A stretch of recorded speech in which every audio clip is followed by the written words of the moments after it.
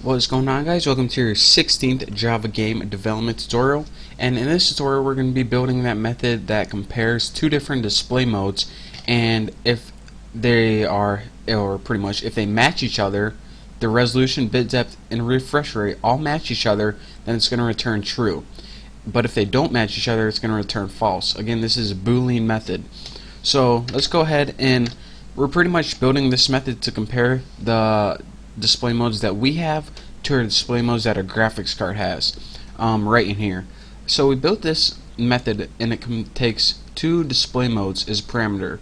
So let's go ahead and write a little comment.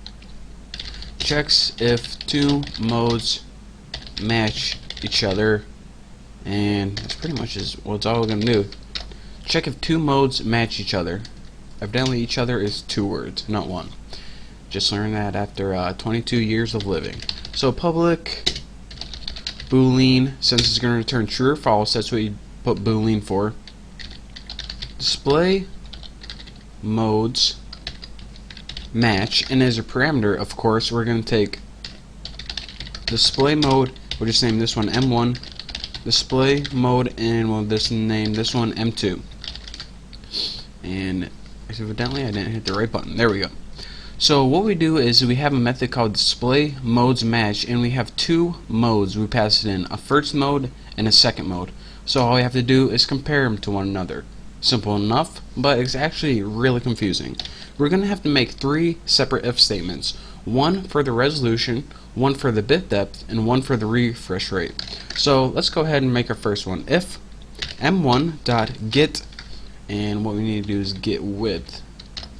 Get width, I say width, there we go, is not equal to m2.get width. So if they're not equal, or if m1.get height is not equal to m2.get height, so if either of their height or width, I keep saying, I'm just going to say width from now on.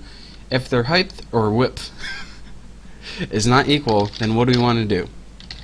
Well, since we need a return statement, we're going to want to return false in that case scenario. So now that we got the width under control and height, this is the resolution. We need to make another check for bit depth. And the bit depth is pretty much how many colors can it display.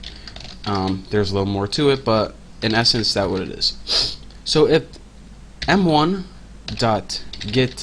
bit depth right there is not equal to m2, actually, before we do that, I need to tell you guys something about display mode dot bit depth multi.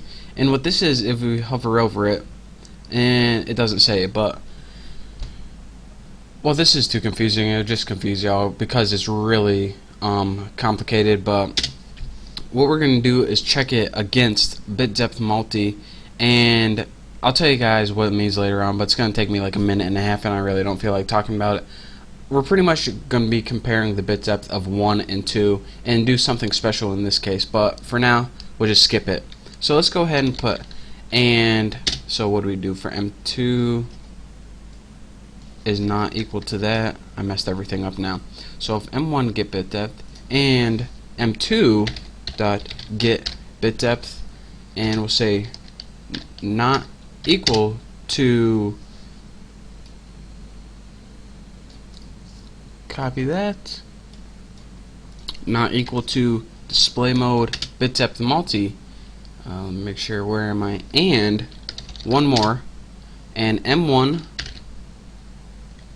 dot get bit depth. If the bit depth of the first mode is not equal to the bit depth of the second mode, then what do we want to do? So let me make sure I didn't mess anything up. If the bit depth is not equal to this, and the bit depth is not equal to that, and M1 bit depth is not equal to M2 bit depth, what do we want to do? Return false. So maybe I'll tell you what this means later on, but here we go. Value of bit depth and multiple bit depths are supported in this display mode. So some display modes have multiple bit depths, and it's just really confusing, but I mean, it's even confusing for me to understand, so I just usually just copy this and forget about it. So now what we did is we made a test for the resolution to see if they match, and if they don't match, we want it to return false. If the bit depths don't match, we want this to return false. And if the resolution rate, or excuse me, refresh rate, if m1.get refresh rate is not equal to display mode dot refresh rate unknown, and m2 dot get refresh rate is not equal to where you at? Oh, I know what I did. Display mode dot refresh rate unknown, and one more one, m1 dot get refresh rate is not equal to m2 dot get refresh rate. See, that was really long, and this is like the worst part of these tutorials, I promise. Return false. So now that we have all those weird tests that we need, and you actually need to type it in just like that, because pretty much when you work with resolution, bit depth, and a refresh rate on your computer, they have a bunch of weird things that you really only do this once, and no one actually really learns them. They just copy them from other people. And these are pretty much 3 tests. If pretty much this is all it's saying. If the first mode's resolution doesn't match the second mode's resolution, then we want to say false. If the first mode's bit depth doesn't match the second mode's bit depth, return false. If the first mode's refresh rate doesn't match the second mode's refresh rate, return false. And if you pass all those tests, then it means that all 3 of these things match. So what we can do is go ahead and return true. And now in this method right here, find first compatible mode, or excuse me, not that one. Why is this underlined? Oh, I know what I did wrong, because it's gonna do all this for a check, and let me make sure where to put that. Return null. Good thing we have that. So now what this does is display modes match. It's gonna take 2 modes right here, and whenever these 2 modes match, then this whole function is going to be true. So it's going to say, alright, if true, run this bit of code, and it's going to return the mode that's not only compatible with our program, which would be this, but is also compatible with your graphics card, right there. So now we are pretty much on our way to building the perfect screen manager, and now this game can run not only on our computer, but anyone's computer that has this game, using these 2 methods. Find compatible mode and see if they match.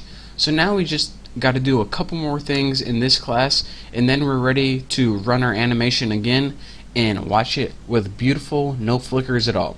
But for now, just pretty much copy this. We're never going to be really learning about this anymore, but if you want to, then go on the Java website, but just pretty much copy this, and you're ready to move on to the next tutorial, because we're done with this finally, because it pretty much sucks. So thank you guys for watching. In the next tutorial we're going to be building a method to set full screen. Don't forget to subscribe, and I'll see you next time.